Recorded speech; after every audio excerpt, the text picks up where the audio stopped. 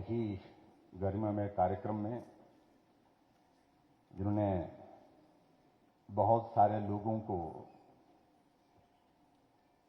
लोगों की आंखों से आंसू एक तरह से बहने के लिए विवश किया।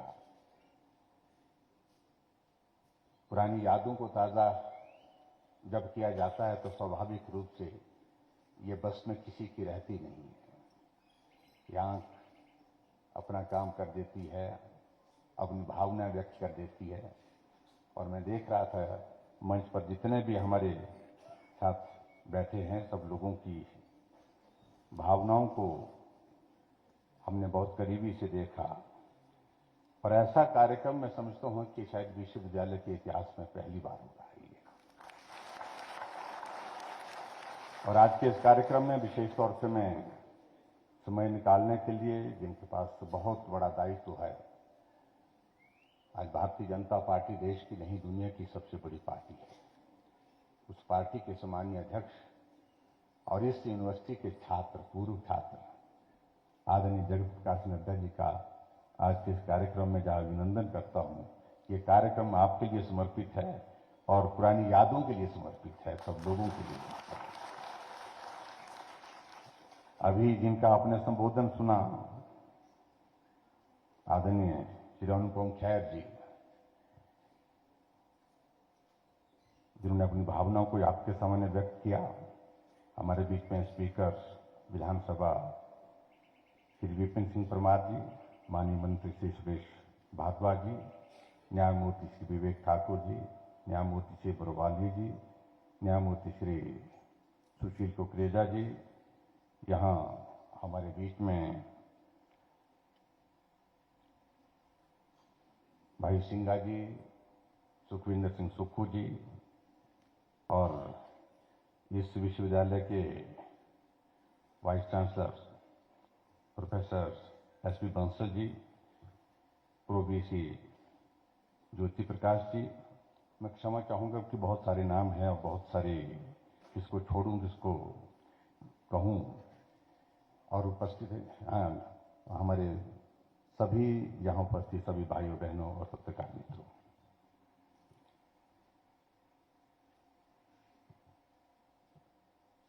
वक्त किसी के लिए नहीं रुकता। आदरणीय अनुपम जी ने कहा कि घड़ी रुक गई है, और मैं ऐसा महसूस करता हूं कि जो छात्र जीवन का समय काश इस घड़ी की तरह रुक जाता। तो मैं समझता हूं कि परिस्थिति आनंद ही कुछ और तरह का होता।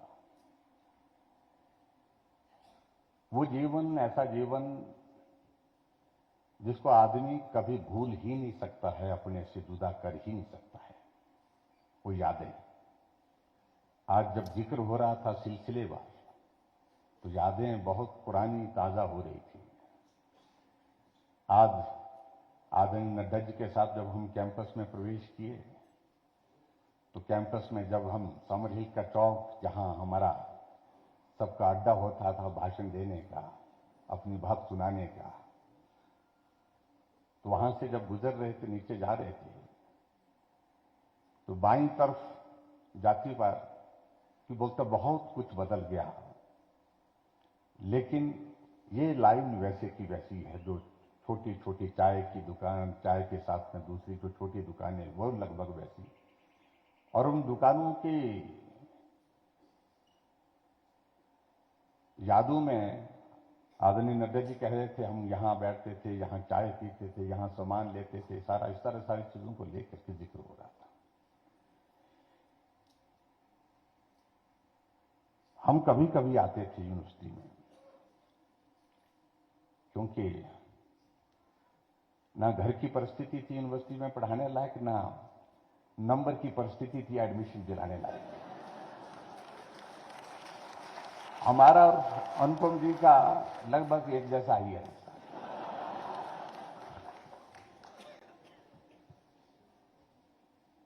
लेकिन मुझे अच्छी बात ये लगी कि ये मंच इस मंच पर हम मंडी कॉलेज से यूथ फेस्टिवल में परफॉर्म करने के लिए 2 बार आए। एक बार तो हम नंबर नहीं जीत पाए, लेकिन एक बार हमारा जो प्ले जो है वो दूसरे नंबर पर आया, तो आनंद हुआ बहुत। और शिमला में जिंदगी में पहली बार आया था, ऊपर से बर्फ पड़ गई। यहाँ ये नीचे का जो लॉ डिपार्टमेंट के साथ अब तो बड़ी बिल्डिंग बन गई, उसके साथ जो छोटी सी बिल्डिंग आजकल मालूम नहीं क्या है, हमने रात उसमें गुजारी है।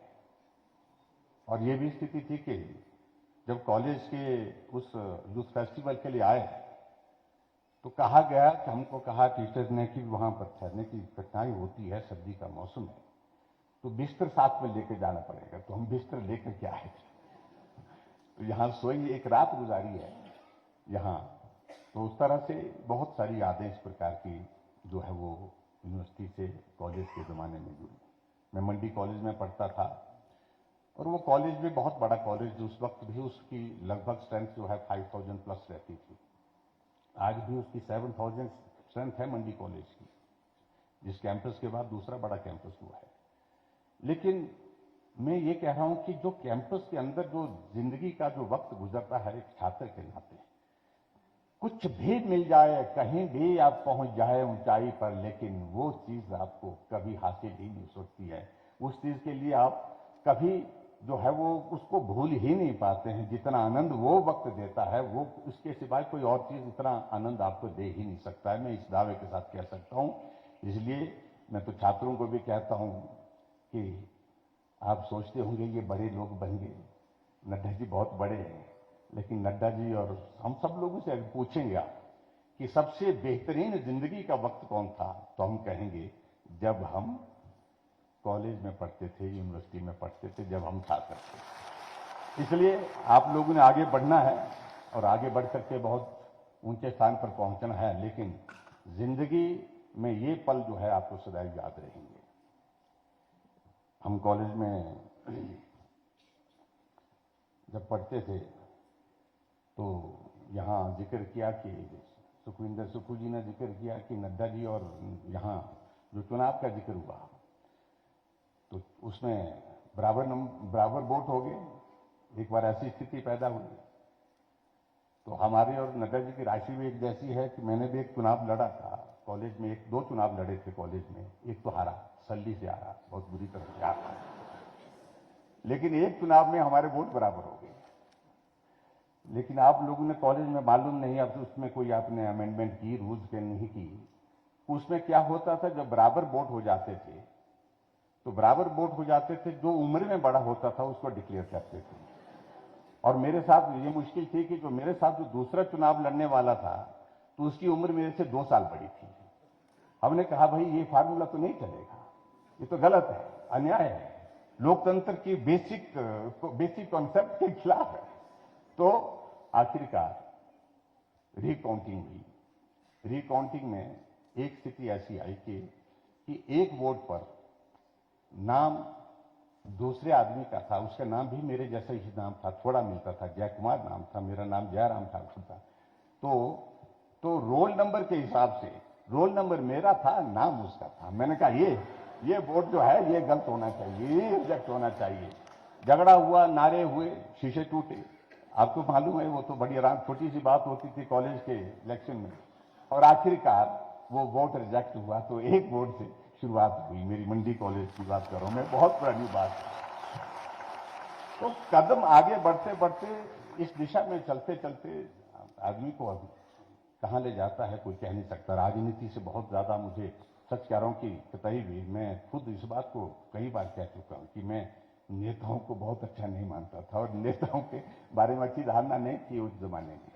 लेकिन आज हम भी उनमें से एक हैं। मुझे नहीं मालूम था कि यहां ऐसे होगा। अब परिस्थितियां कई बार इस तरह से हो जाती है। जब मुझे पहली बार पार्टी का टिकट दिया गया, जम्मू कश्मीर में रहा, मैं 4 साल जम्मू कश्मीर रहा। जब एक्सोडस हुआ था, मैंने उस वक्त का वो दौर देखा है। कश्मीर के पंडित जो अच्छे खानदान के थे, करोड़ों रुपए की संपत्ति छोड़ करके, घर बार छोड़ करके, टेंट में रह करके सड़क के किनारे जिंदगी बसर कर रहे थे। वो बहुत पीड़ा का दौर था, उस वक्त हम वहां पर थे।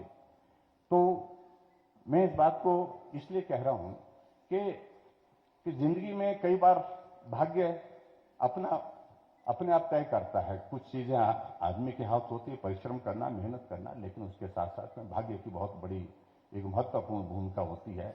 और जब मैं वहां से जब वापिस आया था, तो जब मुझे कहा कि आपको चुनाव लड़ना है, और चुनाव लड़ने की जहां से मेरी बात हुई, जिस क्षेत्र का मैं रहने वाला हूं, तो वहां मुझसे पहले जमानत किसी की बची नहीं थी, मेरी पार्टी के लोगों की। और मेरे पार्टी के नेता जब टिकट की बात कर रहे तो साथ में ये भी कह रहे थे, हो सकता है आपकी भी जमानत जब्त हो जाए।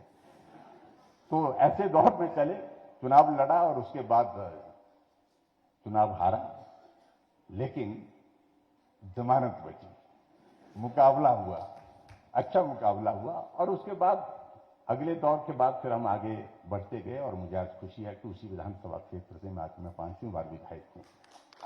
भाइयों और बहनों, बहुत लंबी बात नहीं, हमने आदरणीय नड्डा जी को सुनना है, लेकिन मैं इतना जरूर कहना चाहता हूं, ये कार्यक्रम आज तक मैं तो यूनिवर्सिटी के एक नहीं अनेक कार्यक्रमों पर आपके बीच में आया हूं, और ये कार्यक्रम सच को, ये दिल को छूने वाला कार्यक्रम है, भावनाओं को, क्योंकि हम लोग सुबह से शाम तक काम करते हैं, और काम करने के बाद सब लोग काम करते हैं, ऐसा हम ही काम करते हैं ऐसा नहीं है, लेकिन भावनाओं को जो सम्मान जहां जिस प्रकार से आप लोगों ने ये किया, ये काम आपको करते रहना चाहिए, मैं यही कहना चाहूंगा। और आज जिस प्रकार से आदरणीय नड्डा जी ने जहां एक भवन का भी शिलान्यास रखा है, और वो भी मुझे लगता है कि वो इन चीजों का एक बहुत बड़ा लुमनाई भवन, जो एक बिल्डिंग का जो हमने फाउंडेशन स्टोन किया, वो एक यादों का वो बनना चाहिए। मुझे लगता है कि इसकी डॉक्यूमेंटेशन होनी चाहिए। हमारे कितने छात्र इस विश्वविद्यालय में पढ़े, और बहुत सारे लोगों की उनमें डॉक्यूमेंटेशन के साथ साथ में उसका किस प्रकार से हम आने वाले समय में जो है उसको यादों का हिस्सा, यानी कि यहाँ की जो पुरानी जो हमारी यादें हैं, स्मृतियां हैं, उनको हम किस प्रकार से हम बेहतर ढंग से उनको सुजो करके रखें, उस दिशा में मुझे लगता है उसका एक उपयोग होना चाहिए। आदरणीय जगत प्रकाश नड्डा जी का मैं आज के इस कार्यक्रम में आप सबकी ओर से आने के लिए आभार व्यक्त करता हूं, और खासतौर से यहाँ वाइस चांसलर और इनके साथ पूरी टीम को भी बहुत बहुत बधाई देता हूं कि आज के इस कार्यक्रम का आयोजन जिस प्रकार से आपने किया, ये एक बहुत बेहतरीन पहल है। और आने वाले समय में कभी कभी हमको बुलाते रहो इस तरह से, और जहां सिर्फ भावनाओं का सम्मान हो, जहां यादों को ताजा करने का अवसर हो, यही मुझे आप सबके बीच में कहना है। बहुत बहुत धन्यवाद, नमस्कार।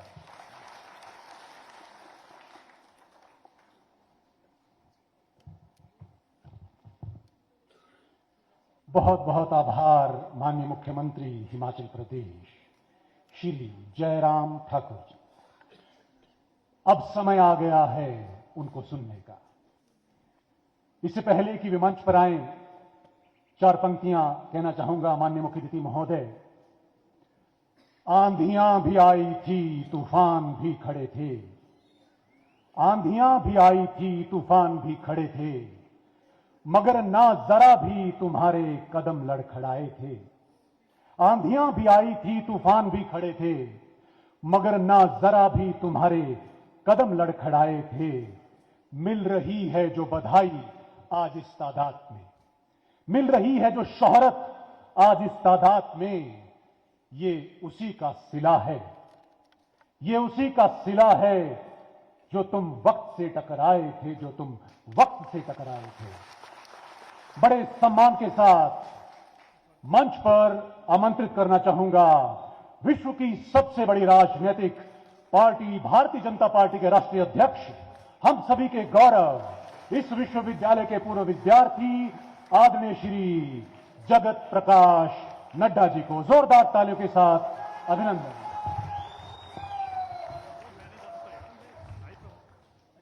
आज के इस कार्यक्रम में मेरे साथ उपस्थित हमारे हिमाचल प्रदेश के यशस्वी मुख्यमंत्री सम्माननीय जयराम ठाकुर जी, हमारे बहुत ही पुराने साथी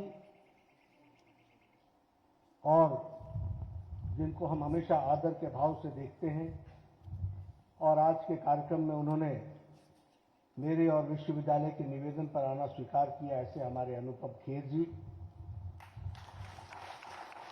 हमारे विधानसभा में स्पीकर श्री विपिन सिंह परमार जी, हिमाचल सरकार में मंत्री श्री सुरेश भारद्वाज जी, हमारे आज के इस कार्यक्रम में शामिल हुए, जिन्हें आज एलुमनाई एसोसिएशन ने सम्मानित भी किया, हिमाचल यूनिवर्सिटी ने सम्मानित किया, ऐसे हमारे डॉक्टर रणदीप गुलेरिया जी, हमारे जुडिशरी से श्री विवेक सिंह ठाकुर जी, सुशील कुकरेजा जी, चंद्रभूषण बारोवालिया जी, हमारे युवा काल से साथी, वैचारिक दृष्टि से अलग अलग स्थान पर खड़े हुए पर फिर भी हमारे साथी, ऐसे हमारे राकेश सिंघा जी, हमारे सुखविंदर सिंह सुक्खू जी, हमारे वाइस चांसलर जिन्होंने इस कार्यक्रम की रचना की है और इस कार्यक्रम के रचयिता हैं सम्मानीय एसपी बंसल जी, और हमारे पीके अहलुवालिया जी जो चेयरमैन हैं हिमाचल प्रदेश यूनिवर्सिटी के एलुमनाई एसोसिएशन के सम्मानित मंच, और यहाँ बैठे हुए सभी वरिष्ठ महानुभाव जिन्हें आज सम्मानित भी किया गया है और जो विश्वविद्यालय के साथ प्रत्यक्ष या अप्रत्यक्ष रूप से जुड़े रहे, और हमारे युवा साथी जो मैं देख रहा हूं ऊपर तालियों की गड़गड़ाहट से इस कार्यक्रम को सुशोभित करते रहे हैं, और मीडिया के मेरे साथी, प्रिंट मीडिया और इलेक्ट्रॉनिक मीडिया के मेरे साथी। मैं सबसे पहले तो विश्वविद्यालय का धन्यवादी हूं। मैं उनको धन्यवाद देना चाहता हूं जिन्होंने मुझे इस कार्यक्रम में आने का सौभाग्य प्राप्त किया, जो सौभाग्य उन्होंने मुझे दिया। अक्सर जो बीत गई सो बात गई, समय निकल गया तो निकल गया, कौन किसको याद करता है। लेकिन आपने मुझे इस विश्वविद्यालय में आने का निमंत्रण दिया, और मेरी व्यस्तता के कारण थोड़ा कार्यक्रम लगभग सवा महीने टला भी, लेकिन आप अटल रहे। आपने निश्चित किया था कि मैं आऊं, मुझे आने का मौका मिला। आप सबका मैं बहुत बहुत धन्यवाद देता हूं। जो आदर सम्मान आपने मुझे दिया, इसके लिए भी मैं आपका तहे दिल से धन्यवाद देता हूं, क्योंकि ये आदर और सम्मान मैं संजोकर अपनी पूंजी समझ करके, ताकत समझ करके, पूरी ताकत से देश हित में, समाज हित में काम करने के लिए मुझे स्फूर्ति और ऊर्जा देगा। इसके लिए मैं आपको धन्यवाद देता हूं। मैं देख रहा था कि इस कार्यक्रम के साथ न्याय करना बड़ा कठिन है। चाहे समय की मर्यादा हो, हम न्याय नहीं कर पा रहे हैं। चाहे मंच पर बैठे हुए लोग हों और नीचे महानुभाव हों, हम न्याय नहीं कर पा रहे हैं। मंच छोटा है इसलिए कुछ लोग बैठे हैं, पर नीचे बैठे लोग भी कोई किसी से कम नहीं है। वो मंचासीन ही होने चाहिए, वो मंचासीन ही होने चाहिए। लेकिन कार्यक्रम की मर्यादा है, सबके साथ न्याय करना मुश्किल है। भावनाओं की चर्चा चल रही है, भावनाओं के साथ भी न्याय करना कठिन है। मैं बार बार सोच रहा था, बोलूं ना बोलूं, क्या बोलूं। राकेश सिंघा साहब तो पहले मना कर गए कि मैं नहीं बोलूंगा। मैंने निवेदन किया कि कुछ तो बोलो, और इन्होंने मेरा निमंत्रण स्वीकार किया। क्या राकेश सिंघा जी बोल नहीं सकते क्या? लेकिन भावनाओं से इतने दबे हुए थे कि उनको बोलने की स्थिति आना यह भी कठिन था। इसलिए इस कार्यक्रम के साथ न्याय करना कितना कठिन है यह हम जानते हैं, और मुझे भी आप सबके साथ न्याय करना यह मेरे लिए भी बहुत कठिन बात है। कहां से चले थे, कहां पहुंचे, कैसे मंजर देखे, कैसे रास्ते देखे, कब गिरे, कब उठे, कब चले, किसने साथ दिया, किसने छोड़ दिया, सब इसी साथ में चलते चलते कारवां चलता गया। और वही कहानी इस विश्वविद्यालय की है। यह विश्वविद्यालय एक पहाड़ी पर जीर्ण अवस्था के कई मकानों में चलने वाला विश्वविद्यालय था। मैं इस विश्वविद्यालय से शैशव अवस्था से जुड़ा हूं। 70 में एग्जिस्टेंस में आया और 80 में मैं इसका विद्यार्थी बन गया। 1980 में I was student of political science of this university. बड़े शान और शौकत के साथ कहते थे science block A, science block B, क्योंकि यही 2 बिल्डिंगें बनी थी। बाकी सब कहां जा रहे हो? निचले शेड में कि ऊपरले शेड में? वहां से ये यात्रा शुरू हुई। 11 डिपार्टमेंट्स का था ये विश्वविद्यालय। आज मुझे बताया गया है कि लगभग 44 डिपार्टमेंट्स 242 बीघा में फैला हुआ ये विश्वविद्यालय है। मैं अभी इसकी हार्डवेयर की बात कर रहा हूं, सॉफ्टवेयर पे बाद में आऊंगा। लेकिन 241 बीघे में फैला हुआ है ये विश्वविद्यालय। आज मैं आया तो मैं पहचान ही नहीं पा रहा था, कहां गया मेरा लॉ डिपार्टमेंट, कहां गया मेरा मैनेजमेंट डिपार्टमेंट। वाइस चांसलर साहब बोले, एस बंसल साहब बोले, दिस इज मैनेजमेंट डिपार्टमेंट। हमने कहा privileged are those students who are getting the opportunity to study in such a good environment. लेकिन हम लोग उन्हीं अवस्थाओं में पढ़ते आगे निकले। और अगर मैं कहूं 16 एकेडमिक चेयर्स हैं, यहां पर रिसर्च स्टडीज हैं और लगभग 135 एकेडमिक प्रोग्राम्स हैं। इसलिए एक बात ध्यान में रखना कि हिमाचल प्रदेश विश्वविद्यालय सिर्फ सुंदर जगह पर बसा हुआ विश्वविद्यालय नहीं है, ये शिक्षा और विद्या का सही केंद्र बना है और बन चुका है। इसको भी हमको समझना चाहिए। ये national assessment and accreditation council का ग्रेड 1 लेना और वाजपेयी जी बंसल जी को थपथपी देकर के बोले कि तुमने 3 ग्रेड और ले लिए, go kudos to you, go ahead. ये वातावरण बनना ये अपने आप में बहुत महत्वपूर्ण है। इसलिए ये 53 वर्ष की यात्रा इस विश्वविद्यालय ने जो की है, उसमें हम भी गौरवान्वित महसूस करते हैं कि मुझे भी उसमें शामिल होने का मौका मिला है। मैं सोच रहा था, अगर यहां की बात करें तो राजनीति, प्रशासन, judiciary, medical, research, sports, art, culture, commerce और बिजनेस, कौन सा ऐसा क्षेत्र है जिसमें इस विश्वविद्यालय ने अपना लोहा नहीं मनवाया, अपनी थापी नहीं बनाई? ये विश्वविद्यालय। मैं पॉलिटिक्स के बारे में, अपने बारे में नहीं बात करना चाहता, लेकिन मैं अकेला नहीं हूं। मैंने आनंद शर्मा जी को भी निवेदन किया था कि आप भी आइए, वो आना चाहते थे। मैं अकेला नहीं हूं, बहुत से लोग हैं जिन्होंने इस यूनिवर्सिटी को कंट्रीब्यूट किया है। और हिमाचल प्रदेश विश्वविद्यालय और हिमाचल प्रदेश विधानसभा, ये तो लगभग पर्यायवाची से बन चुके हैं।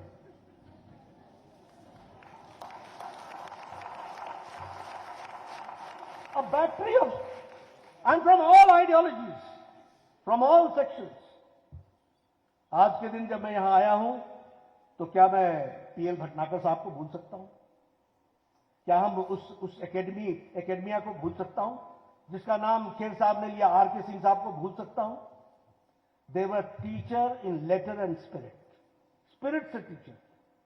तभी ये वाक्य उनसे निकला था कि मैं तुम्हारी एडमिशन रोक नहीं सकता, तुमको दूंगा ही दूंगा। ये उनका टीचर बोल रहा है, उस वातावरण से निकले हुए।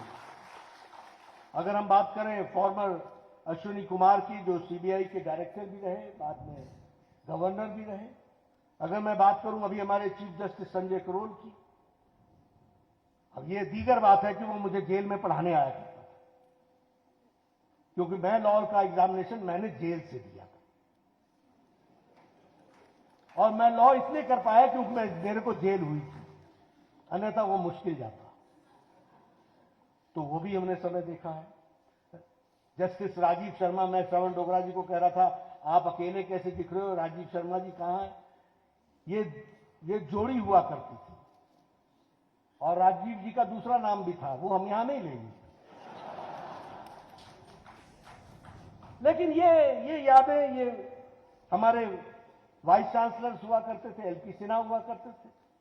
बाद में वाइस चांसलर की झड़ी लगी, तभी हमारे केसी मल्होत्रा साहब, जिन सबका नाम अभी हमारे राकेश सिंघा जी ने लिया और उन्होंने उन सारी बातों को उन्होंने कहा कि तो ये विश्वविद्यालय की का एक परिस्थिति हम लोगों ने, एक तस्वीर हम लोगों ने देखी है। और मैं जब आज यहां पर बैठ करके आपसे चर्चा कर रहा हूं तो मैं महसूस करता हूं कि वापस मैं अपने घर में आ गया हूं, पुरानी यादों को ताजा करने। सारे वही तस्वीर दिखती है। ये ऑडिटोरियम, ये एक तरीके से हम सबके साथ, हमारी यादों के साथ जुड़ा हुआ ऑडिटोरियम है। इस ऑडिटोरियम में इस मंच पर आने का मौका मिल जाए तो कहते थे हो गया सरदार, मौका मिल गया। क्योंकि ये ऑडिटोरियम बहुत ही स्टिफ कंपटीशन के बाद किसी को यहां आने का मौका मिलता था। May it be art, may it be culture, may it be drama, may it be dance, may it be oratory, कोई भी हो, यहां आते आते तक विश्वविद्यालय में उसको अपना नाम और अपनी थाती, अपना काम स्थापित करना पड़ता था, तब जाके वो यहां पहुंचता था। और ये जो मैं यहां आज खुशहाल माहौल देख रहा हूं, यहां जब यूनिवर्सिटी के स्टूडेंट्स की गैदरिंग हुआ करती थी ना, तो हम मन में सोचा करते थे पता नहीं ऊंट किस करवट बैठेगा, कितनी गर्मी रहेगी, कितनी ठंडी रहेगी, कितनी नरमी रहेगी, कौन किसकी बातों से उछल जाएगा, कौन किसकी बातों से नाराज हो जाएगा। लेकिन ये विश्वविद्यालय के छात्र संघ का केंद्र और है, ये पल्स था। यहां से हम लोगों को पता चल जाता था कि यूनिवर्सिटी क्या सोच रही है। और मैंने राकेश जी से निवेदन किया, वाइस चांसलर से निवेदन किया था कि राकेश जी को बुलाना, सुखविंदर जी को बुलाना। मैंने मुकेश अग्निहोत्री को बुलाया था। क्यों? इसलिए कि ये विश्वविद्यालय गुलदस्ता है, अकेला फूल नहीं सजता, ये गुलदस्ता सजता है। सब आएंगे तो अच्छा रहेगा, इस बात को हमको समझना है। मैं कौन कौन सी बातें बताऊं? अभी हामिद करजई साहब की बात, वो हमारे जूनियर थे पॉलिटिकल साइंस ऑनर्स में। ही केम इन 1981, I was the student in 1980 of political science. अब मैं बिहार से आया था, मुंशी प्रेमचंद की पढ़ी हुई थी हामिद मतलब हमीद। तो जब मेरी उनसे मुलाकात हुई, I am Hamid. I said oh Hamid, no I am Hamid. मुझे अभी भी याद है। मैं कहा where have you gone to Hamid, where were you? I had gone to Ballygunge. What for? To have imarti. उनको इमरती का शौक था, वो भी मुझे दिन याद है। तो हम हामिद को हमेशा बोलते, always look towards right, towards the imarti side, not the opposite side. That side is for us, that is Baluganj थाना। So look towards right side, never towards the left side, that is for us. क्योंकि हम लोगों को, राकेश सिंघा जी को जाना ही पड़ता था हर महीने कभी न कभी किसी। और राकेश सिंघा जी अंग्रेजी में, पहली बार इनको हिंदी में सुना मैंने, अंग्रेजी में भाषण देते थे, पूरे ताबड़तोड़ तरीके से छात्र इंप्रेस होते थे। और हम सोचते थे हमारा क्या होगा भाई। बड़े अंदाज में कहते थे, mister vice chancellor, you can hear my raised voice, the students cannot be misguided. और मैं नीचे से बोलता था, mister Singha, you are yourself misguided. तो वो भी हमने दिन देखे हैं। एक दिन सिंघा साहब और हम सी ब्लॉक के मॉर्निंग में सुबह सुबह ब्रश करते हुए बाहर निकले। याद है सिंघा साहब? दोनों ब्रश कर रहे थे। ब्रश करके हटे। मैं कहा गुड मॉर्निंग सिंघा साहब। बोला यार ये तुम 6:30 बजे उठ जाते हो, ऐसे स्वयंसेवक हमको 5 से मिल जाए तो मैं क्रांति ला दूं।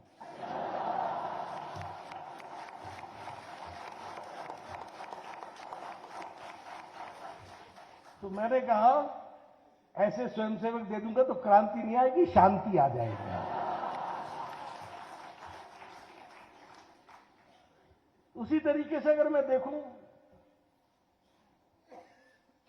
गर्ल्स हॉस्टल, उन दिनों निमंत्रण आ जाए लंच का तो बहुत बड़ी बात हो जाती है।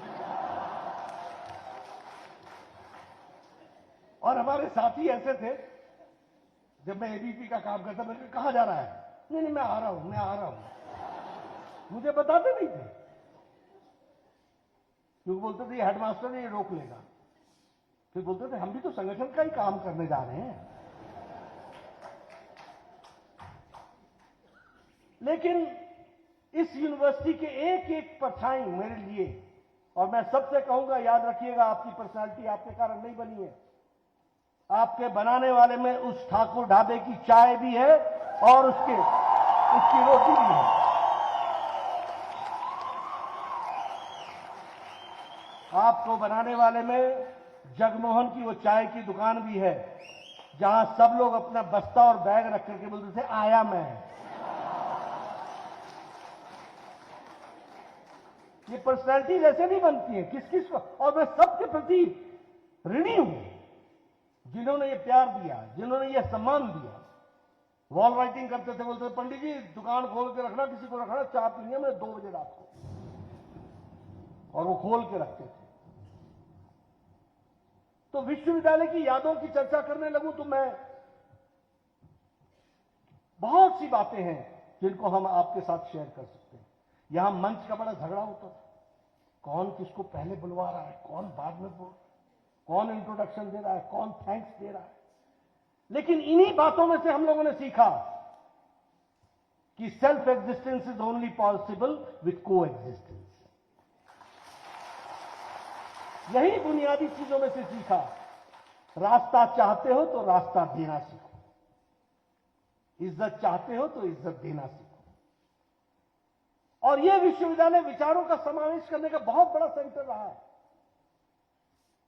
मैं छात्र संघ के नेतृत्व के रूप में मुझे काम करने का मौका बिहार के पटना यूनिवर्सिटी में भी मिला है, जहां से मैं जयप्रकाश नारायण के आंदोलन से जुड़ा। हिमाचल प्रदेश विश्वविद्यालय में भी मुझे मौका मिला है काम करने का। मैंने पंजाब यूनिवर्सिटी चंडीगढ़ में भी काम किया है, मैंने दिल्ली यूनिवर्सिटी में भी काम किया है, मैंने जेएनयू यूनिवर्सिटी में भी काम किया है। सभी यूनिवर्सिटीज के वातावरण को देखा है। लेकिन इस यूनिवर्सिटी की पॉलिटिकल अवेयरनेस और इस यूनिवर्सिटी की पॉलिटिकल सहिष्णुता, राजनीतिक सहनशीलता और एक साथ लेकर के समावेश करके प्रजातांत्रिक तरीके से चीजों को बढ़ाने का है केंद्र, तो वो हिमाचल यूनिवर्सिटी है। इसको हमको समझना है। इसलिए ऐसी यूनिवर्सिटी में मुझे आने का फिर से मौका मिले, और जब मैं नई नई बिल्डिंग, चंद्रभागा हॉस्टल देख रहा था तो है ही नहीं, अब तो वहां तो नई बिल्डिंग खड़ी है। उसी तरीके से हर जगह मैं देख रहा हूं कि एक नई विकास की गाथा लिखी जा रही है, और जिस तरीके से एजुकेशन को प्रायोरिटी दिया जा रहा है, उस प्रायोरिटी में बंसल जी मैं जरूर आपसे कहूंगा, स्नैच दी अपॉर्चुनिटी, शब्द में स्नैच बोल रहा हूं, क्योंकि यह मौका है जिसको हमको अपने साथ खींच लेना चाहिए, साथ ले लेना चाहिए। और फाइनेंसेस के दृष्टि से जो यूनिवर्सिटी के लिए भारत सरकार यूजीसी कर रही है, उसका उपयोग कर लेना चाहिए। इस बात को मैं जरूर कहना चाहूंगा। ये यूनिवर्सिटी के इस ऑडिटोरियम में मैंने justice R S Pathak, chief justice of India को सुना है, मैंने प्रणब मुखर्जी को एज फाइनेंस मिनिस्टर सुना है, मैंने जनरल एसके सिन्हा को सुना है, मैंने एस्ट्रोनॉट राकेश शर्मा और हमारे रवीश मल्होत्रा का स्वागत यहां इस मंच पे किया। यह बड़ा ही ऐतिहासिक मंच है। इस बार रामनाथ कोविंद जी ने इसको सुशोभित किया है। किस विश्वविद्यालय को यह मौका मिला है इतने लोगों का आने का? बहुत से विश्वविद्यालय, सेंट्रल विश्वविद्यालय, जहां वाइस प्रेसिडेंट विजिटर है, कहीं प्रेसिडेंट विजिटर है, लेकिन उसके बावजूद भी इस विश्वविद्यालय को स्थान मिला है। उसको हमको याद रखना चाहिए। और मित्रों, हम सब लोग इस विकास की कहानी में, ये जो सुखविंदर जी है ना, ये राकेश सिंघा जी हैं और मैं हूं, हम लोग राकेश सिंघा नहीं है, ये हमारे सुरेश भारद्वाज जी, इनको मैं डॉक्टर साहब बोलता हूं, और ये मुझे भी डॉक्टर साहब बोलते हैं। और ये राकेश जी भी, ये राकेश सिंघा डॉक्टर राकेश सिंघा है, ये डॉक्टर सुखविंदर सिंह है, सुखू है, मैं डॉक्टर जेपी नड्डा हूं। और आपको मालूम है ये उपाधि किसने दी है? किसने दी है? मेस के हमारे कुक ने दी है।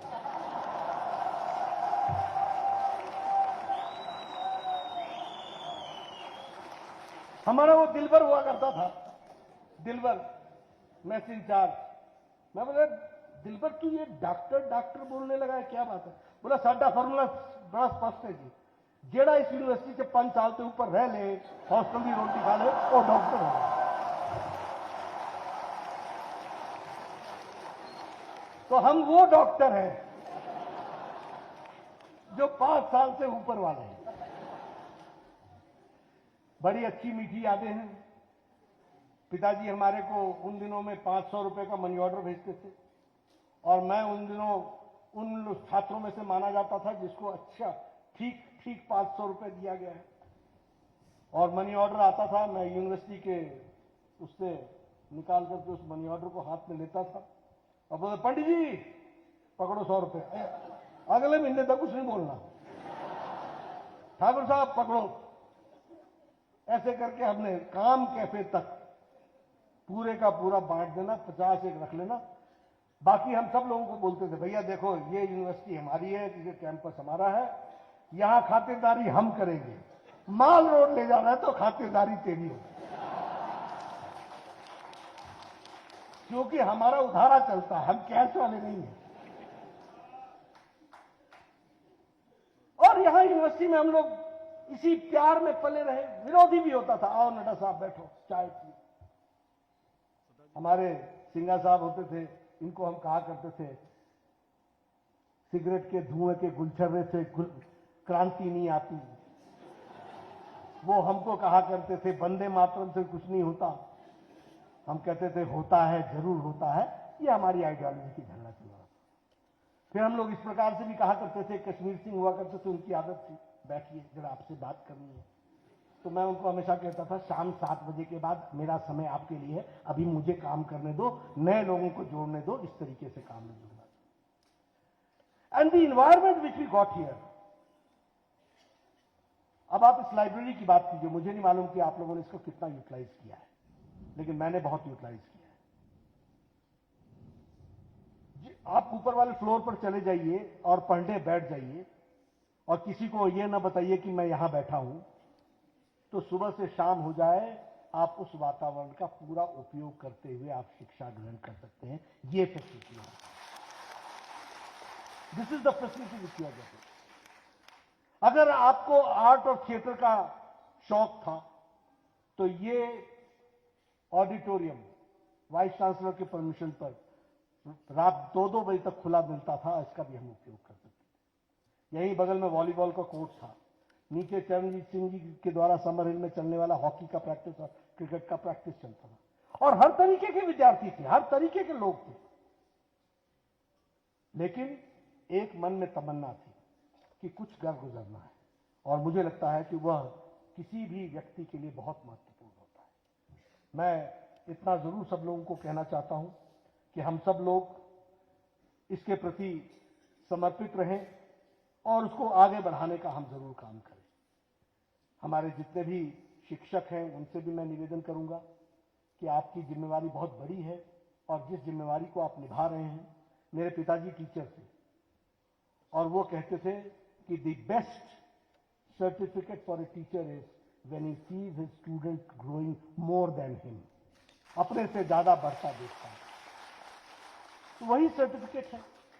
और मैं विद्यार्थियों से भी कहना चाहूंगा, ये टाइम बार बार नहीं आता, इसका हमको उपयोग करना चाहिए। और मैं एक बात सब लोगों को हमेशा कहता हूं, देखो हुनर तो भगवान देता है, लेकिन हुनर को संभाल के रखना ये हमारी जिम्मेवारी है। If you are a good speaker, don't consider it is your talent, it is God gifted. If you are good person to comprehend, don't think it is by you, it is by the आशीर्वादम of the almighty, जिसके कारण आपको ये मिला है। अगर आप comprehend अच्छा करते हैं, अगर आप ग्रास्पिंग आपकी अच्छी है, आप चीजों को ठीक से रख सकते हैं, आप साइंटिफिकली चीजों को सोच सकते हैं, ये सब हुनर है। लेकिन इसके साथ साथ जिस चीज से हम इसको संजो के आगे बढ़ा सकते हैं, उसमें सबसे पहला आयाम है ऑनेस्टी, इंटीग्रिटी, डेडिकेशन, परसिवियरेंस। ये हमारे हाथ में है। ईमानदारी से उपयोग करना ये हमारे हाथ में, डेडिकेशन के साथ चलना ये हमारे हाथ में, पेशेंस रखना हमारे हाथ में, परसिवियरेंस करना हमारे हाथ में। और मैं आपको बताता हूं किस मोड़ पर आपको मंजिल मिल जाएगी ये आपको भी नहीं मालूम है। मंजिल मिलेगी ये बात पक्की है।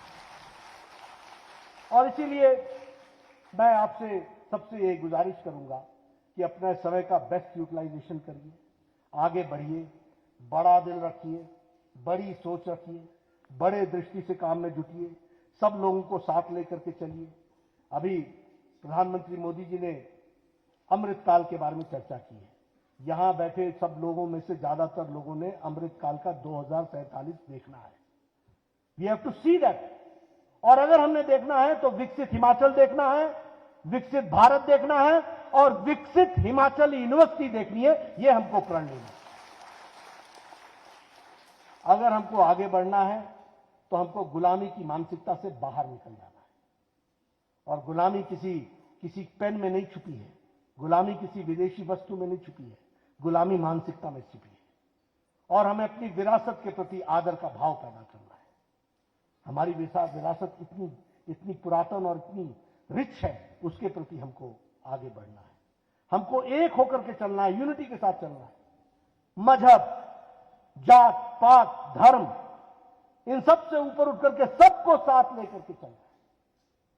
कोई जाति नहीं, कोई पात नहीं, कोई ऊपर नहीं, कोई नीचे नहीं, इसको साथ लेकर के चलना है और अपने कर्तव्य बोध के साथ आगे चलना है। We have been talking for long about our rights, but now the time has come that we should talk about our duties also. और मैं ये इसलिए फख्र से कह सकता हूं कि इसी मंच पर खड़े होकर के 30 साल पहले मैंने कहा था, the privilege which we are getting, education is a birth right. Yes, primary education, secondary education, but not higher education. Higher education is at the cost of taxpayers. हमको उनकी सुविधा मिली है, ये बिल्डिंग, ये वातावरण, ये इंफ्रास्ट्रक्चर, ये टीचर्स, ये प्रोफेसर्स, ये एक्सकर्शन कमिटी, ये सेमिनार्स, ये सब समाज के द्वारा दिया गया है।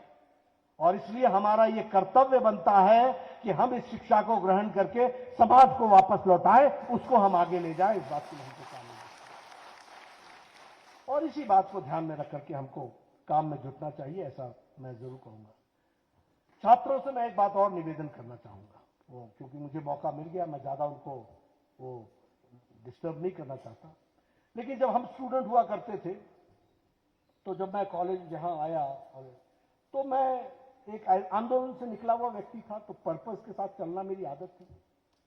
लेकिन यूनिवर्सिटी के स्टूडेंट्स के साथ मिलना भी मेरी आदत थी। तो मैं कई बार क्लास में आया, तो क्लास में आया, आज पिक्चर देखते, आज पिक्चर देखते, आज पिक्चर देखते, सारी क्लास पिक्चर देखते। अब मुझे भी क्लास की यूनिटी के साथ रहना था, तो मैं भी चला गया। एक बार गया, 2 बार गया। फिर मैंने अपने साथियों से चर्चा की और मैंने कहा, देखो, we are not rudderless boats. हम बिना पतवार की नाव नहीं है। हमारे जीवन में पतवार है, हमारी दिशा होनी चाहिए। अगर पिक्चर देखना है तो वो भी तय करो, लेकिन वो क्लास के समय क्यों देखेंगे? शनिवार को जाएंगे और जाकर के देखेंगे और पिक्चर भी देखेंगे और क्लास भी अटेंड करेंगे। But there should be a direction. Rudderless boat नहीं होना चाहिए। मैं विद्यार्थियों से भी कहना चाहूंगा, ये बहुत बहुमूल्य समय आपको मिला है मित्रों, इसका उपयोग करो। बिना पतवार की नाव मत बनो, बिना रडर के मत चलो, बिना एलिवेटर के न चलो। चलना है तो दृष्टि और दिशा लेकर के चलो। और दूसरा, अपने आप को पहचानना सीखो, दूसरे की तरफ देखना छोड़ दो। वो ऐसा करता है इसलिए मैं ऐसा करूं, अपने जीवन को इतना व्यर्थ मत करो। हर आदमी में अपना टैलेंट छुपा हुआ है, अपने टैलेंट को पहचानो। इसलिए बाहर मत देखो, अंदर देखना शुरू करो। Look towards inwards. What quality you have, what strength you have, what talent you have, and utilize that talent. और जो आपकी कमजोरियां हैं, गुस्सा जल्दी आता है, दूसरे को सहन कम करते हैं, दूसरों से सुनते कम है, बोलते ज्यादा है, उस थ्रेट को पहचान करके उसको सुधारने की कोशिश करो। और जीवन में अपॉर्चुनिटी कहां खड़ी है और थ्रेट कहां खड़ा है, इसका समावेश करो। और मैं आपको एक बात का विश्वास दिलाता हूं मेहनत करके चलते रहने पर, ऑनेस्टी और इंटीग्रिटी के साथ। रास्ता तुम्हारा ही है, मंजिल तुम्हारी ही है, कोई नहीं ले सकता, इस बात को ध्यान में, कोई नहीं ले सकता। और एक बात मैं अंत में विद्यार्थियों से कहना चाहता हूं, किसी से सर्टिफिकेट मत मांगो। आदमी बहुत छोटा है किसी को सर्टिफिकेट देने के लिए। अपने अंदर झांक के देखो कि मैंने जो किया वो ठीक किया क्या, मैं उसमें और अच्छा क्या कर सकता था, मुझे उसमें और क्या जोड़ने की जरूरत है, मैं और अच्छा कैसे कर सकता हूं। दोस्तों से बुराई पूछने की आदत डालो। अच्छा अच्छा, मीठा मीठा तुम्हारे लिए, खट्टा खट्टा मेरे लिए, मेरे को दो, मैं सीखना चाहता हूं। लगातार जीवन में सीखने का तरीका है, लगातार। और जिस दिन तुमको सेटिस्फैक्शन हो जाए तुम्हारे काम से, that is the best certificate you are getting, and that is the best certificate you can get. मैं ऐसी में चर्चा करूं, मेरे पिताजी वाइस चांसलर थे, मैं जेल चला। मेरे बहुत से लोगों ने कहा मुझे शर्म आती है। मैंने कहा आते क्यों मेरे पास, मैंने तो नहीं बुलाया, मैं कोई चोरी में तो नहीं आया, मैंने कोई डाका तो नहीं डाला, मैं आंदोलन लड़ते हुए आया हूं। मुझे फक्र है कि मैं एक कॉज के लिए लड़ रहा हूं, और उस कॉज के लिए सिस्टम से भी लड़ना पड़ेगा तो मैं लड़ूंगा, और मैंने लड़ करके दिखाया। लेकिन मैंने किसी से सर्टिफिकेट नहीं मांगा। मैंने ये नहीं कहा कि वो बुरा मान रहा उसको उसको उसको मुबारक। मेरा रास्ता अलग है, मेरे को अपने रास्ते पर चलना है। तो इस कमिटमेंट के साथ हमको चलने की जरूरत है। और एक बात मैं बता दूं, कल कुछ हासिल करने वाला आज का दीवाना ही कहलाता है। उसको सब दीवाना ही बोलते हैं, ये पागल। अब अनुपम खेर जी जब यहां से निकल करके चंडीगढ़ में एडमिशन ली होगी, ये छोटी घटना नहीं है मित्रों। ये रेलवे स्टेशन के ऊपर के ब्रिज पर खड़े होकर के ट्रेन का देखना, आना और जाना, ये माल रोड की गुफा, और गुफा में किसी को ढूंढना, और खास करके उसका समय का याद रखना, और उन सबको छोड़ करके चंडीगढ़। और मैं कई बार लोगों को बोलता हूं, शिमला छोड़ करके किसी को भेजना होता है तो जो जाता है उसी को पता होता है कि शिमला छोड़ने का अर्थ क्या है। गर्मी, तपती धूप, लू। यहां तो हमारे लोग बोलते थे आज बड़ी गर्मी है। तो ये वातावरण आपको मिला है। मैं इसमें से आपको ये बताना चाहता हूं कि अनुपम खेर जी जब उस समय छोड़ करके गए होंगे तो उस समय ये दीवाने ही रहे होंगे। ये दीवानापन ही होगा जो आज हमारे यहां इस यूनिवर्सिटी का one of the most brilliant asset बनकर के तैयार है, और वो देश के लिए भी।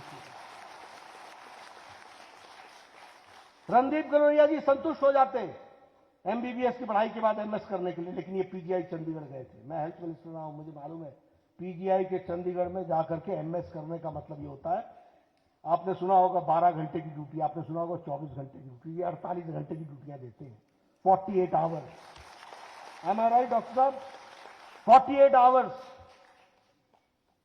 ऐसी ड्यूटियां देते हैं, और तब जाकर के इस तप से निकल करके आते हैं। कोई ऐसे ही नहीं आ गया है। और मित्रों मैं एक बात कहता हूं, ये शान और शौकत को देकर के भ्रम में मत रहना। मेहनत से, ईमानदारी से, ताकत से लड़ करके ही हासिल होती है चीजें, ये बात ध्यान रखना, कोई भी किसी फील्ड में। इसलिए मित्रों आप सब लोगों को मेरी शुभकामनाएं हैं। आपने मुझे जो सम्मान दिया है उसके लिए मैं पुनः आपको धन्यवाद देता हूं। अपने पुराने साथियों से मिलने का मौका मिला, कईयों को चश्मे लग गए, कईयों के बाल उड़ गए, कई थोड़े मोटे हो गए, सब की शक्लें थोड़ी बदल गई हैं। ऐसा नहीं कि मेरी नहीं बदली, मेरी भी बदली। तो लेकिन आप सबसे मिलने का मौका मिला, और एसपी बंसल जी ने मुझे मौका दिया। एक बात मैं यहां से कहूं ना कहूं, मुझे सोच में रह रहा हूं, ये जो एलुमनाई एसोसिएशन की बिल्डिंग बनाई है, इसके लिए मैं 25 लाख रुपए की व्यवस्था करूंगा, ऐसा मैं बोलता हूं। लेकिन पत्रकार मित्रों और इनकम टैक्स वालों सुन लेना, मैंने कहा 25 लाख की व्यवस्था करूंगा। राजनीति में बहुत चीजें बड़ी महत्वपूर्ण होती हैं, और मुंह से कही गई जबान उसकी इज्जत होनी चाहिए। तो मित्रों ये मुझे मौका मिला, इसके लिए बहुत बहुत धन्यवाद। आपने मुझे सुना, इसके लिए बहुत बहुत धन्यवाद।